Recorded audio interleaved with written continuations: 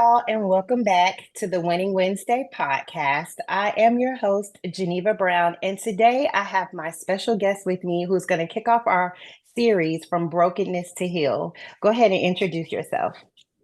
Hi, I am Shanda Roberts, resident of Miami, Florida, survivor, mother, wife, worshiper, all of the above, and also an advocate for surviving domestic violence.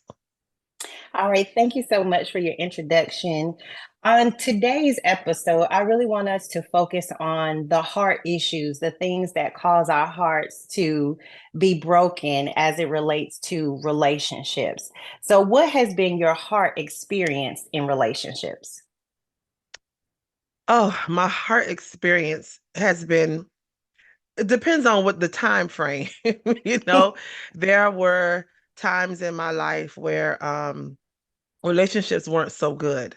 And that's the time when I was growing and learning who I was and learning who I was becoming. And oftentimes we think we know better or we know what's best, and sometimes we don't. So the beginning part of my, I guess, dating life, which started very, very young, I was in an abusive relationship. And my experience then, I thought that's what relationships were. I thought that's what they were supposed to be. I thought everyone was going through it. I thought it was the norm. I didn't think that what I was going through was anything different. Later on in life, I met my now husband. We've been married 22 years. Wonderful man of God who loves me. And I finally know what love looks like, what being loved looks like, what being Hmm. appreciated, and someone who's concerned for you and just wants you to be okay. I finally know what Hmm. that looks like. So that has been my experience. It went from worse to better. Well, thank you for sharing that. I definitely want us to talk a little bit more about your time in an abusive domestic violence relationship. So, how has that experience drove you to the work that you're actually doing now to empower women? Well, I wanted to how it started was someone asked another friend, do they know a survivor of domestic violence and who's willing to come and share their story? And when she asked me, I was like, girl, I'm not telling anybody what happened. That's embarrassing. I'm Hmm. not willing to share it because I just, I assumed because I wasn't talking about it that I was over it. I was past it. By the time I think I was married, maybe 17 years, and I figured life is good and there's no need to talk about it anymore. But then like something just kept pulling on my heart to just share your story. You never know who you're going to help, who's going to needs to hear it. So I went in that day, was at Miami-Dade College, in a classroom was me and another young lady who was sharing her story. And I cried through the whole thing. I just bawled and bawled and bawled, but I got the story out. And when I was done, there was a few young women came up to me, but there's one in particular who said that she was in an abusive relationship currently at the time, and that hearing my story just gave her motivation to get out. And we stayed in touch for months after that. And I kind of tried to just help her figure out her next move. And she finally left, and she left for good. We stayed in touch for maybe a few years after that. She graduated college, she got her own place, she Hmm. got her own car, and she just always thanked me for helping her to get out of that. So in between that time, I was like, oh, that felt so good. It felt good to know you helped somebody else. And I started to go to collect purses and stuff them with hygiene products in a way to get inside the domestic violence shelters so that I don't know, I wanted to just somehow encourage them and then motivate them to like, this will not be your final destination. You're going to, you're going to survive this. You're going to have your own. You're going to do better. You're going to live and you're going Hmm. to, fight to see another Yeah. day. And I just wanted to make sure they knew that this was not the end, that there is life after abuse. And that kind of just grew into us doing that, or us, meaning myself and a friend of mine. She started helping me, and my husband, of course, always has been my biggest supporter. And that kind of just grew into me getting speaking engagements and going visiting more shelters Yeah. and having events, and then it kind of grew into Pain to Purpose. And I got the name because I was reading an article about this lady who was buying lunch and dinner for police officers at a restaurant. And she did it because her husband died in the line of duty and she wanted to turn her pain to purpose. I was like, that's a great name. I have to use that. So Yeah. so that's how Pain to Purpose got birth. But I also wanted to be who I needed at the time. I didn't have Mm, me when I was going through what I went through. And not because people weren't around, but because I didn't speak up. I didn't say what was happening to me. Now, there are people who did see and who didn't know, but some of them were going through their own thing and didn't know how to help me. So I wanted to be who I needed at the time. yeah. And I love how you said that. And as you were talking, it just made me think about how when we are experiencing something, how we can feel so alone. And then Mhm. we get out of the situation and we do think that we're better because now we're in a different space and in a different environment. So it may not seem like that past pain is still Mhm. there, but clearly you were able to get some of that out in what you do. That's why you feel so good in helping others, Mhm. because in a way it's helping you to heal too, and that's what Yes. it's all about, to help us all speak up and share those broken pieces of our lives with each other so that we can all come together, because all of us are broken, Yes.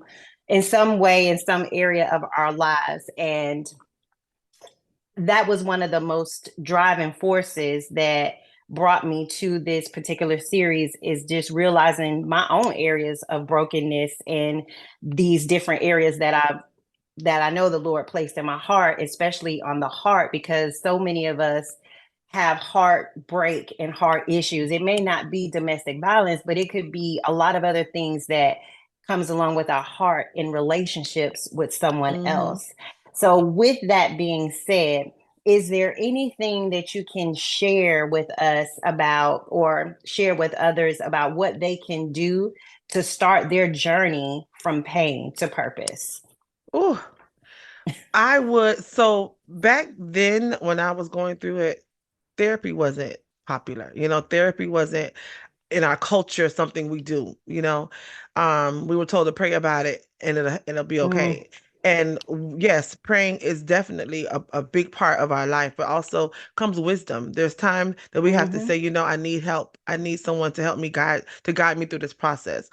Now, that being said, no, I did not go to therapy because, like I said, I didn't know to go to therapy back then. However, I encourage that now. I encourage you find someone that can help you navigate that process, because healing is different for everybody. The way I healed, because I was determined to not be in that same space anymore. And it wasn't a 2-day event. It wasn't a month event. It took a couple of years for me to get out of that space of being a victim, because I felt like everybody was against me. I was defensive in work, in church, in home. Everybody could get it. It didn't matter who you were. If mm, you said the wrong thing to me at the wrong time, I was popping off, because having survived that, I was determined not to be anybody's victim anymore. mm, I was determined that no one's going to hurt me. No one's going to get slick out the mouth to me. No, but I mean, anybody could get it. I lost jobs. I lost friendships because I wow. was so defensive and so determined not to be hurt that I was doing the hurting at that time. Because when you leave an abusive relationship physically, there's still some after effects. There's still some emotional things going on inside of you that you know how to channel that. So that's why I say we need definitely suggest that people go to therapy and get that help. But also how to heal from that. I just stayed away from things that reminded me of that situation. I stayed away hmm from places that remind me of that situation. I wouldn't drive to certain places or do certain things. Like back then we hung out and went to the club. I stopped doing that because I didn't want to run into my abuser. I didn't want to run into people who knew him and they would hmm ask me about him, because even though it was an abusive relationship, I thought I was in love. I thought, okay, now what am I gonna do? What am I gonna do without this craziness that was going on in my life? Because from 15 to 23, that's all I knew. That was the Wow. crazy part of my life. Even though it was dysfunctional, it was my dysfunction. And now needed to learn how to live normally. And I did not know how to do that. And I had to go back to God. I had to go back to Mm, praying because, like I said, I didn't know about therapy at the time. It wasn't popular. So I had to go back to praying, and I had to go back to, okay, Shonda, speaking life into myself, encouraging myself and reminding myself of who I was, and just knowing that I am not what happened to me. So it took a lot of self-help at the time for me, but that's what helped me. But I encourage people today, these days, to go get help and also surround yourself with people that will encourage you. Because truth be told, there are times we can't encourage ourselves. There are times when right. we just don't know how to take that right foot and go in front of the other foot. We don't know how to move sometimes. So you need to make sure you have a positive circle that of people who are going to encourage you and lift you up and just check on you. Because and don't be afraid to say what you're going through. Don't be afraid to say your feelings. I found the people that who are in abusive relationships are afraid to say that or say Yeah. that. They're afraid to tell their jobs, they're afraid to tell their friends out of embarrassment. And that's one thing we have to remind people: it's not your fault that this happened to you. Make sure you tell people what's going on, because if you don't, how can people help you? You have to say it, what's going on, and get people around you that's going to help you get through that. Yeah. And I love how you said they have to say it. It just reminds me of just putting it out there in the Yeah, forefront by really admitting it and saying, "Hey, this yeah. is really happening to me." Do you remember the first time that you just had to just get it out and say it out loud that I'm in this abusive relationship and I need to get help? I think the first time, let me think, because child, I'm 48 now these days. My memory sometimes is jumbled, but I want to say the first time I said something and really said something was that day I spoke at that event when I was out of it already. Wow. Yeah, Wow. that was the first time I admitted to being a victim of domestic violence. Because before, like I said, I thought it was just normal. I didn't know I was a victim and needed help. Now I will say I did mention this one time to a first lady of our church. I will say back when I want to say 18, 19, because I married him at 19. So let's say 19, after a little after 19. And I did tell her that I don't recall saying I was in an abusive relationship, but I did tell her I was in a marriage that was not happy, and that I was not happy, and I needed to get out. And I remember going to her, and I remember her saying that I needed to stand by my man. Mm, That basically whatever it was I was going through, to deal with it. That's how I took it. And wow. I remember saying then that, okay, well, maybe this is what I'm supposed to do. Maybe I'm supposed to stay in it. Maybe I'm not supposed to talk about what's going on. Maybe I'm not supposed to, because that's the one time I can remember saying something to someone who was older than me, who I thought could help me. Mm-hmm. And she told me I needed to stand by my man. So I left it alone. I never talked about it anymore to anyone. Like I said, if you didn't see it, I didn't talk about it. Even my mom and my brothers, no one knew until way after. And a lot of the reason is because he didn't hit me in my face. His target was my head. He only hit me in my head. I had bruises and knots in my head, under my wigs, under my weave, and at the time I had short cuts. So I would just cut my hair back off again, and just wear it so short so he couldn't grab my hair. So a lot of the bruises, most 95% of the bruises were in my head. And if he did hit my face, it was by accident, because he didn't want people to know that he was abusing Wow. me. He didn't want me walking around with him, as he would say, with my face messed up. So he would never hit me in my face. So I was able to hide it and mask it for a long time. Everyone thought that I was with someone who just took care of me, because financially he provided for me. On the outside, I had rings on every finger and outfits, dressed up to the nines, and vehicles. And so no one knew what I was going through. They just thought I was with somebody who was taking care of me. Wow.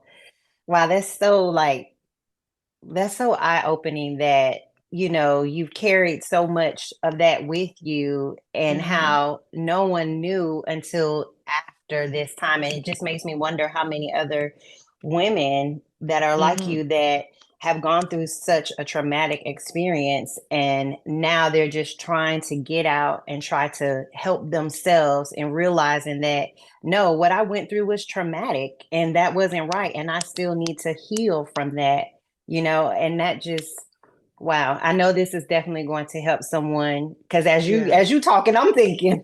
So Yeah, yeah, yeah. I know that they are also thinking, because one thing about it is that our past, it does not define us of Yeah. who we are.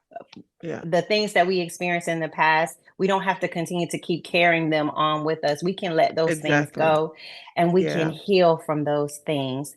So what now that you've been out of that, now that you've, come to terms with that, now that you're on this path of healing and you're now helping others, what does now a healthy marriage or relationship look like to you now?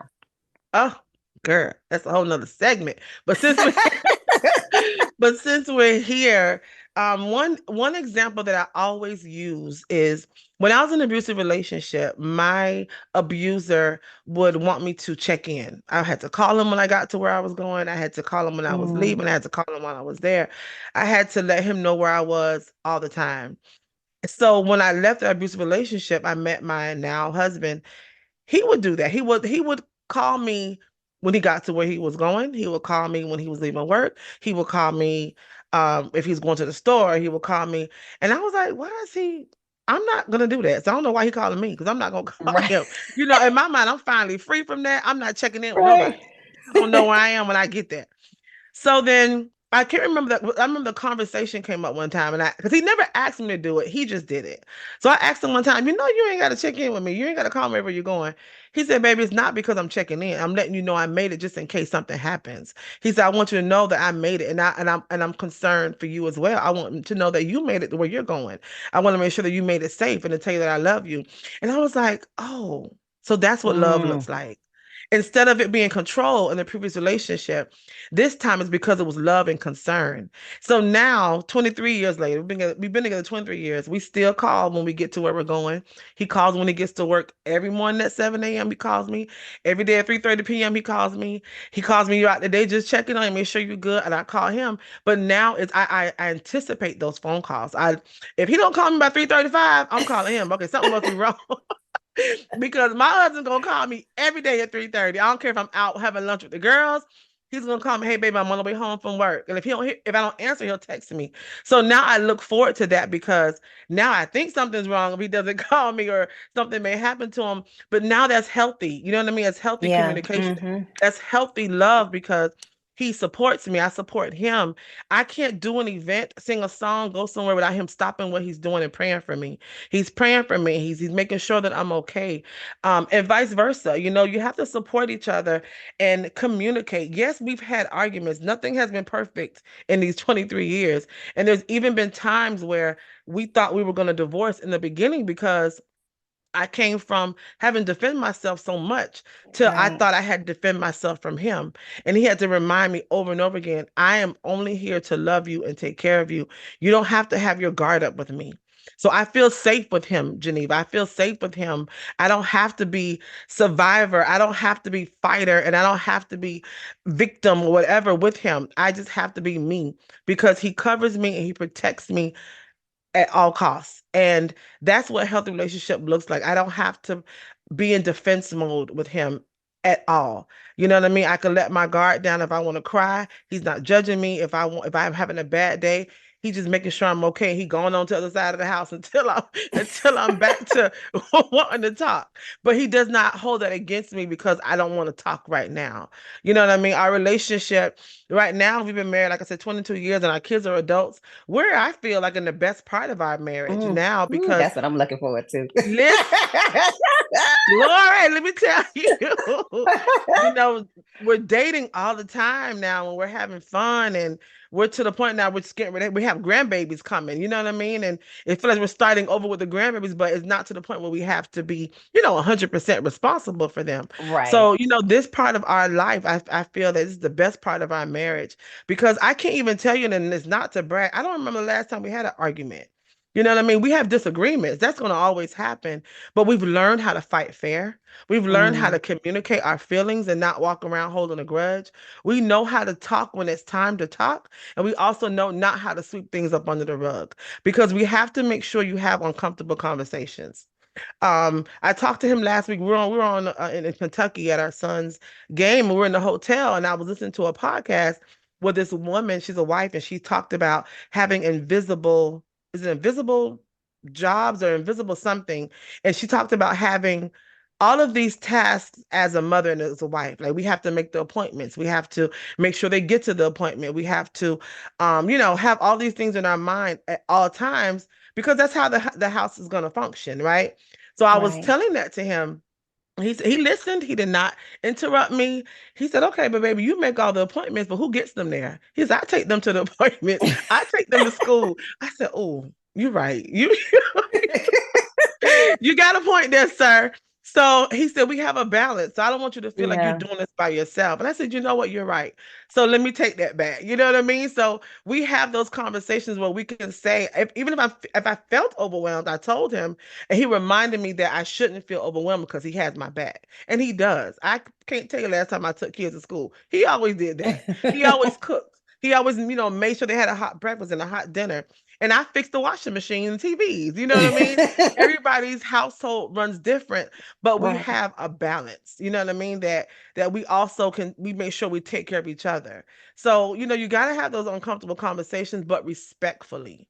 You have to make sure that you're there for that person, you support them and you love them and you just make sure you show that. And that's how it has gotten us this far. We just make sure that not only do I love him, but I like him. He likes me. Mm, We like spending time together. right. Because there are gonna be times as now when them kids are grown and y'all gotta look at each other like, oh, do we really like each other? Or were we so busy with raising kids that we didn't even realize who we were? You know what I mean? Right. My husband's 50 now and I'm 48. We were 25 and 26 when we met. We're not those people anymore. We're Right. not those Mm-hmm. young people anymore. Life has changed us. We've grown. What may aggravate me now may not have aggravated me then, and vice versa, and sometimes like I have to tell him, ask him what's wrong. You look a little grumpy today. He's like, I'm okay. Sometimes we have to just, check on each other and Skin, do a yeah. temperature check and make sure you're good. So, it comes with life. It comes with learning and growing and just making sure you're being there for each other. That's basically in communication. Communication Yeah. is Communication is key. imperative at this age. Any age. Any age. You're right. You're right. You're right. Oh my God, you have dropped so many nuggets. I know our listeners are definitely going to enjoy this podcast today. Before we wrap it up, do you have any upcoming events or any opportunities that our listeners can join in to help support Pain to Purpose? Yes, we do. We have our fifth annual Survivors Ball. So our Survivors Ball was created because I wanted to celebrate those who want to share their story, and not to say that the ones who don't should not be celebrated. They're just not ready yet. And I Right. felt that when I shared my story, how I was able to empower other people. So in having our Survivors Ball, our survivors are also helping themselves to heal but also empowering whoever is in the room and whoever is going to share their story the next time, whether it be with our organization or with someone else. The point of it was I am victorious, I survived, and you can too. And that was the purpose of it. And also, we took the survivors and we bought them dresses and we get their hair Oh, done, we get their makeup done.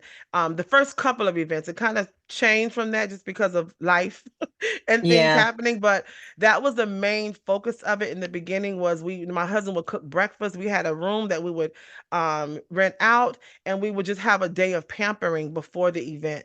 And I'm hoping to get back to that with more donors and sponsorships. But even so, the mission still gets accomplished. And Right. so that event is this Saturday. We have it every year, except for the COVID years. This is our fifth year doing so. Our tickets are still on sale. They're $60. And that money goes towards the event, of course, but also our Teen Summit, which we have in February. And February, our Teen Summit I think that's our 16th summit coming up, where we talk about suicide, depression, bullying, self-esteem. We also talk about financial literacy, entrepreneurship. That's a free event for our families, for parents, for teens. We get a hot meal. My husband's a chef, and he cooks lunch for everybody. We have giveaways for our parents and our participants. And that event is from 9 a.m. to 3 p.m. Just follow our website for more updates on that. We also have a hashtag exit plan workshop that will happen next year. That's probably our third one. So where we talk about how to leave an abusive relationship. Not everyone knows what to do, and not everyone knows how to help someone leave an abusive relationship. So we kind of drop some nuggets about what to take when you're leaving, who to reach out to, what to have. For me, I when I left my abusive relationship, I had a bag of clothes that I would take out of my house every day until I felt I had enough. And then one day I left and never came back.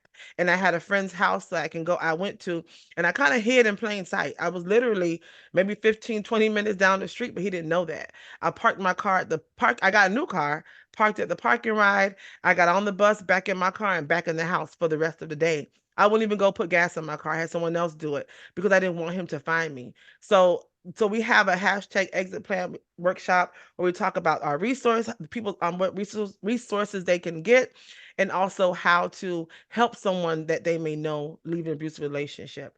And then also we still do our Stuff a Purse initiative where we take persons to the shelter and we stuff them with hygiene products just to, like I said, to give some encouragement to our survivors on moving forward. So those are our events. Our website is pain the number two purpose76.org. And on Twitter, Facebook, and Instagram, it's pain the number two purpose76. You can follow us on there and find all of our current events and also upcoming events. All right. Well, thank you so much for sharing those opportunities. I know our listeners will definitely take part if they are in any way. And even if it is, do you have a place where you can just accept donations on your website? Is that on there as Yes, well? Okay. yes, we have a link on there as well. All right. Perfect. Well, y'all, that was the Winning Wednesday word. Thank y'all for joining me, and I will see y'all in the next one.